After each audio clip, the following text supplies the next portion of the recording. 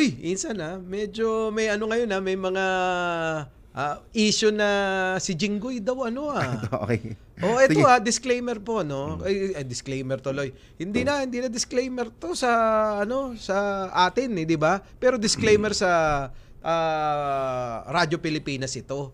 Kasi talagang may mga usap-usapan at mayroon pong pasabog di umano itong si Robbie Tarosa.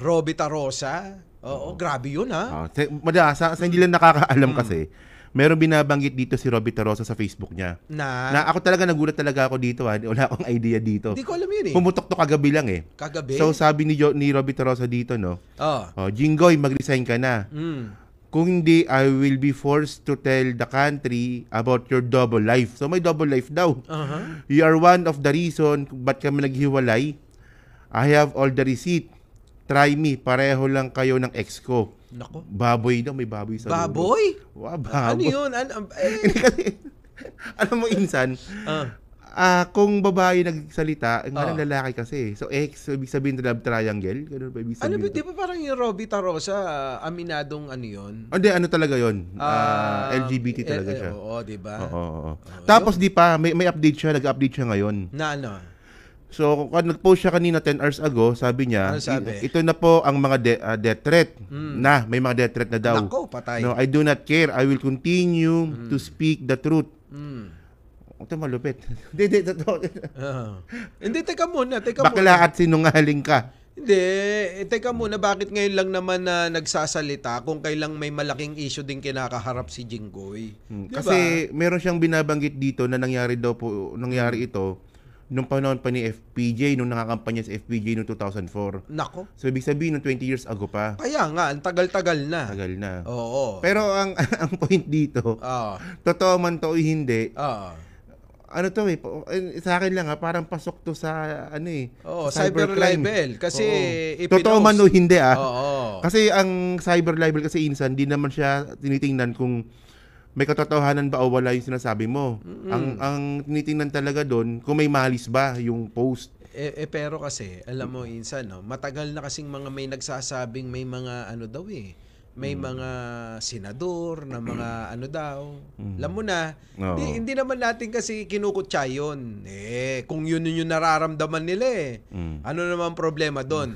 Kaya lang, kung itatago mo pa, siguro kaya nagkakaroon ng interes yung tao.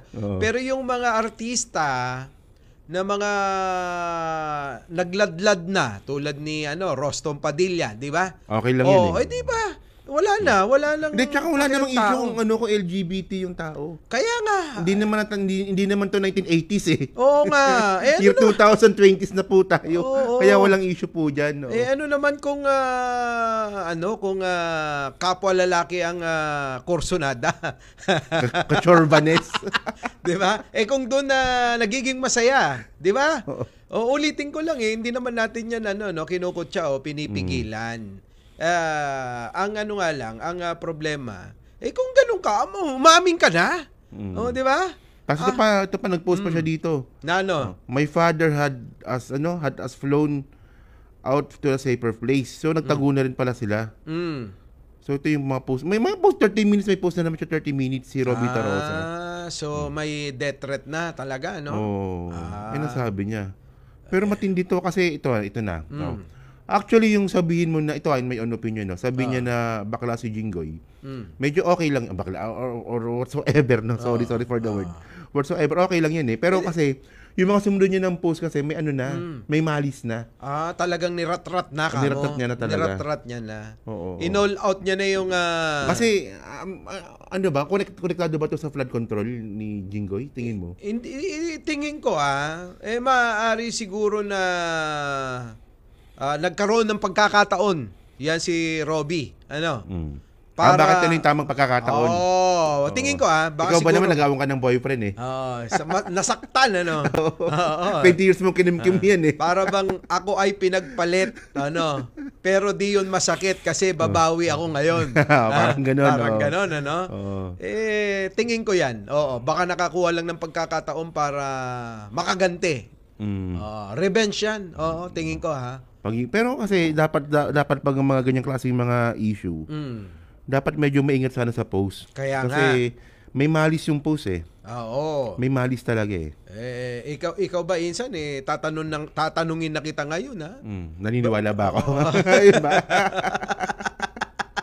Ayun ba tanong mo? Baka ikaw kasali sa federasyon ha?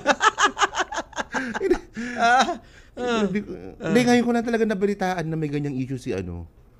Matagal na raw to kasi bago ko kinontent to sa YouTube ko, nagtanong-tanong na tayo sa mga ibang mga kasama natin. Hindi, ano na yan, may issue na siyang ganyan talaga dati pa.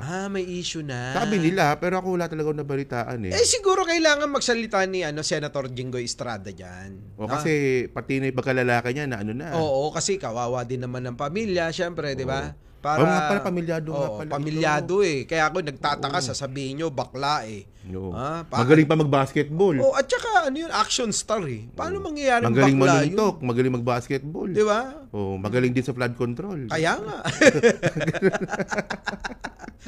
Yun lang. 355 million, magaling din sa... Mukhang naitaon sa pagiging controversial ni Senator Jinggoy ngayon yung issue na yan. Parang dagdag batok sa kanya yan, ano? Imbis na flood control lang iniisip niya ngayon. May iba pa siyang iniisip ngayon na binato sa kanyang issue. Di ba? Siguro good luck na lang kay Senator Jinggoy diyan, ano. Pero ang kasi, ang malupit kasi dito insan itong Thursday kasi. Merong unang hearing ni Senator Pampilo Lacson sa Blue Ribbon Committee. So mukhang doon ata sa sentro yung investigasyon niya dito sa 355 million nga ni... Eto ba yung may pumasok na taga-contractor na yung WJ ba yun? WJ. Yun. Yan ba yun? Mukhang... Na may supot-supot daw na limpak-limpak na salapi na panuhol? At meron pang CCTV. Yan. Yung sinasabi nga ni Bryce Hernandez. So mukhang... Kasi alam naman natin na bagong chairman tong si Ping Lacson, si Senator. Dapat talaga Lunes, di ba? So nagiging Thursday siya, malamang nag-a-adjust pa. Pero nakakagulat talaga dito ang una-una niyang hearing regarding nga dito kung saan nga nasasangkot si Jinggoy. Si Jinggoy ba talaga yung tinutukoy dyan sa WJ na yan? Baka naman syempre marami sabi ni Bryce di ba? Marami sila dyan na nasasangkot ngayon tulad ni Joel Villanueva. Sa pa yan. Ng Bulacan. Senator Joel Villanueva ng Bulacan. May maiiwan kaya sa Senado pag nagkataon. Di ba? Baka walang maiiwan dyan. Kaya nga, eto pa, di ba? Si Bongo. Si Bongo tahimik lang. 'Di ba? Pero nasasangkot din, 'di ba?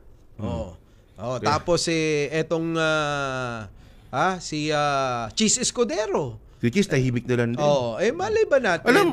Alam mo insan malupit talaga tong plano nila Nino? Nila Marcoleta at ni Cheese Ang plano talaga ng mga yan gawing state witness o WPP. Itong si Diskaya.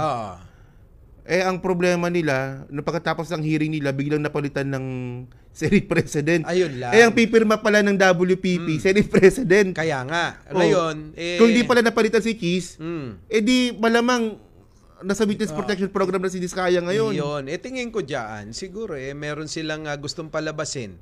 At ikaw ba, tanong ko sa iyo, naniniwala ka ba dun sa mag-asawa na yon? Ay, Ako kung may ebidensya, maniniwala ako. Ako para bang gumawa lang ng mga litanya na magpasama ng ibang tao. Sa akin yun opinion ko kasi tulad niyan may mga bagong mga kongresista na idinawit na kakapanalo lang nung nakarang eleksyon. Meron. Ito lang taon. Si Teodoro ata, di ba?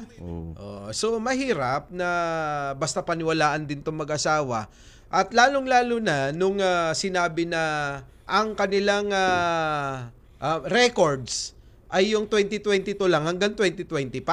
Isa pa yun. Ayun, medyo nagduda na talaga ako ng gusto doon. Isa pa yun. Tingin ko siguro, baka naman meron silang gustong palabasin, kaya lang mukhang hindi nagtagumpay, gawa nga ng napalitan kagad itong si Cheese Escudero. At napalitan din mismo si Marcoleta. So ayun talaga yung plano nila nakikita ko na ang gagawin talaga nila state witness si Diskaya. Nakita mo naman kung paano yung hinulma yung affidavit niya. Walang senador eh. Oo. At saka ano? Walang senador na daw. At saka yung para bang ang daming reservation sila eh. Doon sa mga binunyag eh. Di ba? Tingnan na lang. Pero abangan natin 'to sa Webes kung anong takbo ng gagawin ni Ping Lacson dito sa Blue Ribbon Committee at mas mas interesting to kaysa dun sa ginagawa ni Marcoleta. Talakayang may kabuluhan, mga issue ng bayan, impormasyong dapat nating malaman. The Big V. Tropang hindi dinadaga, nanunupalpal ng kasinungalingan, nagsisiwalat ng katotohanan. Big V. The Big V. Kasama sina Mike Cervera, Takero Miyamoto, Mark Ramos, Sangkay Janjan, Coach Jarrett, Chris Ulo, at Jake Magnus. The Big V. Makakapal ang mukha, matitigas ang dibdib, galit sa mga magnanakaw sa kaban ng bayan. The Big V. Makipagkulitan, makipagbardagulan, makipagtalastasan. The Big V.